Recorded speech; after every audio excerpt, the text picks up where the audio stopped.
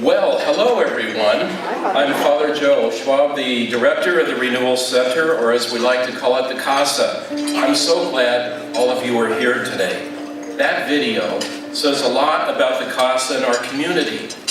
Do something. At the CASA, we look at ourselves, our community, our world, and we do something. So many things every day. What has the CASA done for you?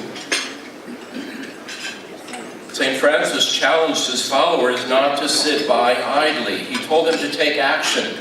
This is one of the reasons I became a Franciscan friar myself. I knew I needed to get up and do something to help make the world a better place, and I wanted to be part of a community that would join with me and support me on that journey. Like a lot of us, I wasn't always sure what I wanted to do with my life. I thought I might become a park ranger because I liked geology and biology. I still do, by the way. I had a lot of interests, but intuitively, I knew there was a difference between being interested in something and finding purpose in something. In my last year of high school, I was working in the CASA kitchen, and I struck up a conversation with Brother Conan Shore. I remember he said to me, "You need some focus and direction in your life." Sadly, he was killed in a car accident before we could meet again, but I never forgot him. I started to feel pulled towards something bigger than myself. I found a foundation for renewal at the CASA and thought perhaps one day I could do what Brother Conan did, help build foundations for others. We remember that the CASA had a simple beginning as a retreat center in 1951 on a dirt road, Lincoln Drive. It was a seed that would grow, and we continued to nurture it to meet today's demands and prepare for the future.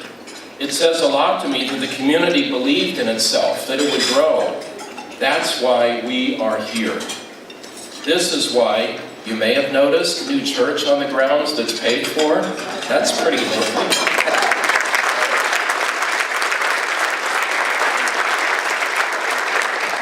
Built that together. What's moving for me is to see the ideas of the community becoming real and revealing the power and presence of God within us. We are incarnating the life of Christ in our world. We have proclaimed that we can be a united people in the midst of a society that seems to be determined to alienate. We're about being brothers and sisters to all of humanity and to the planet. The church building is the wellspring of our future, and more people will come together, and we can face serious challenges, and we can do it together. What I'm most proud of is how our service to the community will go on. Many young adults will come, like Ricky, who will share his story with you today. More people will come for the fellowship in support of a community that picks each other up when we're knocked down, like Mary and Chris, whose testimonials you'll see in the video. And now we live in a global community, a place where we witness in real time suffering across the world. How do we know what to do? We start with a strong foundation for renewal, and then we build on this together. That's how we do it. More than ever, the CASA must remain a welcoming place for people to find genuine connections and powerful breakthroughs. When we spark our own flame, we can better warm the world. Lately, I've been hearing more stories of how our work here has a far-reaching impact. And I'll give you one example. Earlier this year, Sister Christina, a Marian sister from San Diego, took a mini sabbatical with us. Her work is dedicated to helping human trafficking victims. And she needed a place with an approach that would help her recharge and refocus. In 38 days, this lady took every workshop and retreat that she could, and that was a lot. She met with spiritual directors, community members took her out to dinner and on field trips. She visited at San Carlos Reservation, and she was touched by its people's stories of oppression, but also of hope. She says our Season for Nonviolence programs especially helped her. In her own words, these women can return filled with anger from the cruelty they endured. but I came back with tools to help me help them look at those issues, approach them differently, and integrate what they've learned so they can move on with their lives. Now, what foundation for renewal has the CASA helped lay for you? I'm proud that we've been able to do, or developing, a new young adult ministry to provide fellowship and faith exploration among a peer group that has been dwindling in churches and synagogues across the country.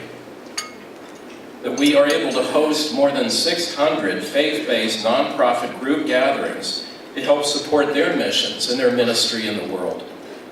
To welcome more than 4,000 people for education programs and retreats. For there to be an awakening in global consciousness, it must begin with spiritual awareness and a desire to close the divides. Thank you, HOW Society members and our other supporters that are here today. You've made this possible. Our vision is to build a strong foundation for people to live out the gospel and for future generations to know that at the CASA, they are loved and their needs will be met.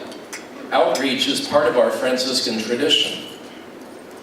We need more support to sustain our efforts, like our counseling ministry that provides professional help for people who can't afford it.